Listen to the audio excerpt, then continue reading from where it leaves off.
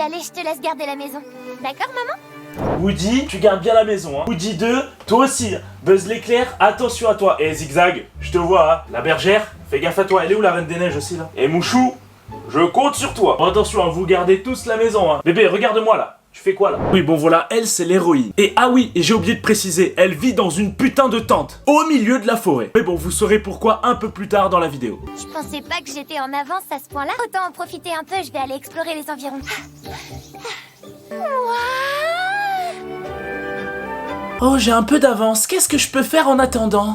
Ah, je sais! Vu que je suis dans la forêt et qu'il y a plein de rochers, je vais faire de l'escalade! Oui, alors elle c'est Toru, ou Toru, ou Toru.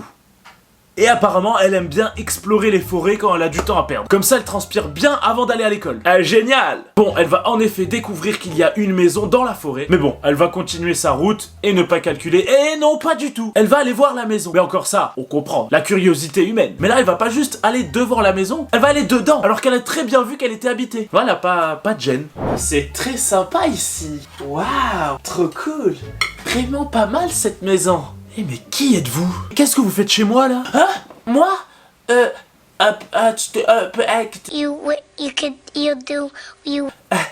Voilà quoi. Et oui, bon, au final, le mec va la cramer chez lui et il va agir comme si tout était normal.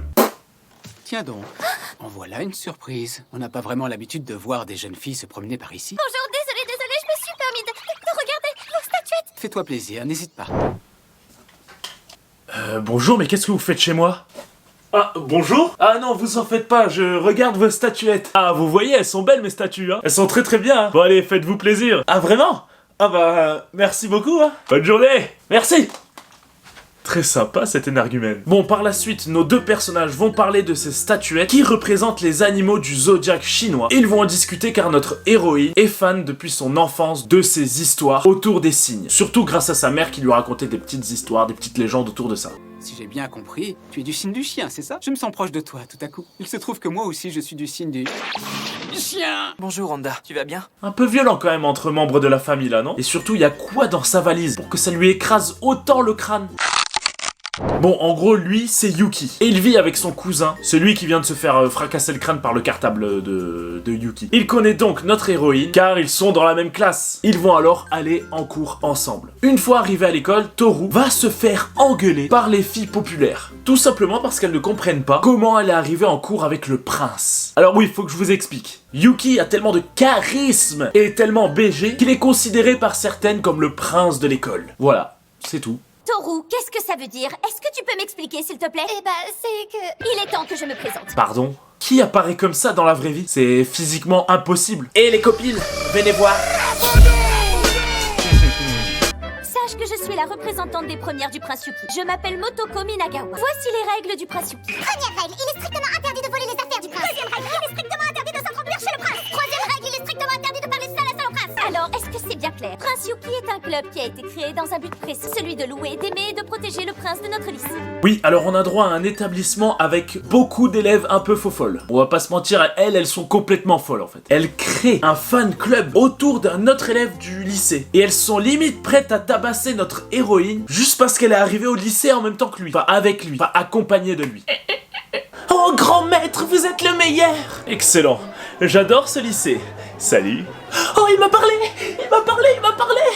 Personne ne l'approche ou je le bute! Moi? Folle? Pas du tout! Bon, par chance, Toru va être sauvé par ses deux meilleurs amis. Eh vous, je vous conseille vivement d'arrêter de lui chercher des noises pour des stupidités pareilles. Est-ce que tu crois que tu vas tout régler avec des menaces? Tu crois que tu vas tout régler avec des menaces? Entre la grande blonde prête à fracasser tout le monde et la petite brune qui, d'après des rumeurs, aurait des pouvoirs psychiques, elles arrivent à faire fuir les folles du club très facilement. Très bien, je vais vous... Mors les couilles! Avec mes ondes. Par la suite, elles vont tranquillement en cours où l'une de ses camarades va carrément pas respecter la prof. Et la prof, bah, elle va rien pouvoir dire. C'est vraiment un bon lycée, moi je dis. Dites donc, toutes les trois, au lieu de bavarder, vous devriez vous activer un peu. Ça alors? C'est bon, on a terminé depuis un moment déjà. Qu'est-ce que c'est que ces manières de me parler? Tu me prends de haut alors que c'est Toru qui a tout préparé. Ça y est, le riz a fini de cuire. Oh, j'hallucine. Bon, après une bonne journée de cours, elle va ensuite rentrer chez elle en secret. Enfin, dans sa tente, dans la forêt. Car oui, en secret parce que personne n'est au courant de sa situation. Après la mort de sa mère, elle est recueillie donc par son grand-père, qui au passage a pas l'air en super forme. Quand j'ai vu son grand-père, j'ai direct pensé au chien comme à l'arrière de la voiture et qui bouge avec la tête comme ça là. Bon, et puis un jour, il met notre héroïne à la rue. Oui, en gros, il doit faire des travaux chez lui, et à cause des travaux, ben ils peuvent plus y vivre. Du coup, le grand-père va vivre chez des membres de sa famille, et il va demander à Toru s'il n'y a pas une camarade à elle qui peut l'héberger. Et Toru ne veut pas déranger ses camarades parce qu'ils ont tous des situations familiales particulières. Du coup, elle va mentir à son grand-père et dire qu'il y a bien une camarade à elle qui peut l'héberger, alors que c'est totalement faux. Ma fille et mon gendre vont venir vivre avec nous, mais comme tu peux le voir, cette maison est en mauvais état. Pendant la durée des travaux, on ne pourra pas rester ici. Est-ce que tu aurais une amie qui pourrait t'héberger pendant le temps des travaux? Bon, en gros, je te vire de chez moi, ma petite. Allez, oust. Dégage. Elle accepte donc de partir et n'ose déranger personne. Elle va donc se débrouiller seule et vivre dans sa tente Décathlon un peu éclataxe. Je vais aller me laver le visage. Ça va me rafraîchir et me faire du bien. Chigoré, arrête de rigoler. Elle est à la rue, la bouffonne. Ah pardon, faut pas rigoler de ce genre de truc. Excusez-moi. Peu cher. Bon, au final, ils vont l'héberger chez eux en échange du ménage et de la cuisine. Car oui, La place de la femme, c'est la cuisine. et dans tout ça, on peut dire qu'elle a beaucoup de chance, car pile ce soir-là, un éboulement se produit pile sur sa tente. Mais par chance, Yuki, en bon gentleman, va sauver la photo de sa mère et lui ramener le lendemain matin. Bonjour. Est-ce que tu vas mieux ce matin? Tiens, voilà sa photo. Oh, merci, mais c'est pas une photo de ma mère, ça, c'est une photo de Nami dans One Piece. Ah, oups, pardon, j'ai dû confondre avec mes photos perso. Salut. Alors, est-ce que t'es prêt à prendre ta raclée, sale petit rat? Alors oui, lui, quand il débarque dans une pièce, il casse le plafond. Ah, oups, désolé. Bon, je suis pas très fan des portes d'entrée, vous le savez, hein. Bon bah, on verra plus tard pour les réparations, hein. On se fait un FIFA? Allez, let's go. Alors lui, c'est Kyo, et pas le groupe de musique. C'est lui aussi un autre membre de la famille. C'est parti. Pardon, je suis désolée. Est-ce que vous allez bien? Oh là là, mince alors. C'est pas possible, je rêve. Et oui, c'est à ce moment-là qu'on découvre le secret de la famille. Il se transforme. Non, pas ce type de transformation, hein, un truc un peu moins badass. Il se transforme en animal du zodiaque chinois. Et ça, dès qu'il touche trop longtemps une personne du sexe opposé, ou qu'ils sont un peu trop stressés, ou voilà. Voilà donc la malédiction de la famille. Bonjour, il y a quelqu'un? C'est le livreur. Ce sont tous des animaux. Ah oui, en effet, je vois ça, ils sont très mignons. Est-ce que vous pouvez signer, s'il vous plaît? Eh ben voilà un chien intelligent, dis donc. Bonjour, c'est le facteur, vous pouvez signer ce colis? Ok. Merci et bonne journée. Nos personnages de la famille Soma vont alors expliquer à notre héroïne le pourquoi du comment. Cette malédiction dure depuis plusieurs siècles. Et surtout, ne va pas t'imaginer des choses. Nous n'avons malheureusement aucun super pouvoir. Tout ce qu'on peut faire, c'est communiquer avec les animaux de notre signe. Et nous nous transformons si on entre en contact avec quelqu'un du sexe opposé. Pardon? Bah excusez-moi, mais pour moi ça c'est un super pouvoir. Tu peux parler aux animaux, c'est trop stylé. Marcelino, il parle aux animaux, c'est un super pouvoir. La fille dans La famille de la jungle, elle parle aux animaux. J'ai plus d'idées d'autres personnages qui parlent aux animaux, mais il y en a plein. Et c'est considéré comme des super pouvoirs. Mais c'est trop bien, il dit ça comme si c'était trop nul. Bon après j'avoue, tu te transformes dès que tu touches une personne du sexe opposé, ça c'est un peu compliqué. Mais parler aux animaux, c'est stylé, ça reste un pouvoir. Il dit ça comme si c'était nul. Ensuite, au bout d'un certain temps, on reprend notre forme humaine. En étant complètement nu. Excusez-moi, c'est de nouveau le facteur, vous avez oublié un colis. Cela ne me regarde pas. Tenez le colis. Tâche de ne pas me décevoir. Eh bien, c'est toi qui l'auras voulu, espèce de sale petite femmelette. Surtout, ne t'inquiète pas. C'est constamment comme ça. Les choses ont toujours été électriques entre eux. T'es sûr parce que c'est un peu violent quand même là. Mais là c'est pas normal ça. Non, c'est rien ça, t'inquiète. Ok. Yuki va alors avouer à notre héroïne que sa famille risque de lui effacer la mémoire suite à cette découverte du secret familial. Elle va alors le rassurer et lui dire que peu importe le choix de sa famille, c'est le bon choix et elle l'acceptera. Et soudain, elle va encore devenir un peu trop tactile. Je suis désolé. Attends, Soma. Je suis vraiment désolée. Je l'ai pas fait exprès. Je te jure que je l'ai pas fait exprès. Ne t'en fais pas, personne n'a rien vu, tout va bien. Je te remercie, t'es vraiment très gentil de te faire du souci pour moi. Mais meuf, tu peux pas t'empêcher de me toucher. Merde, tu sais bien que dès que tu me touches, je me transforme en souris. C'est pas possible, ça. Je vais faire comment maintenant? Dis-moi comment je vais faire, moi. J'ai cours de philo dans 5 minutes. Je vais y aller comme ça en souris. Bonjour, j'aime la philosophie, je parle, nanani, nanana. Fais-les dans ta tête, toi. Bon, donne-moi du fromage, là, j'ai faim. Tout ira bien pour moi, promis. Le hasard a fait que sans le vouloir, j'ai appris un secret très important. Alors je comprends très bien la situation dans laquelle vous êtes. Excusez-moi, c'est dans cette salle les cours de maths? Madame, il y a Toru qui parle à une souris.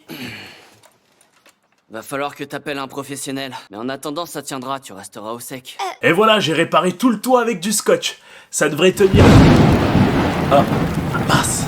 J'aurais dû mettre du double face. Bon, par la suite, elle va être acceptée par la famille et Toru va vivre officiellement chez eux. Elle va donc commencer par faire le ménage, car c'est une femme, bien évidemment.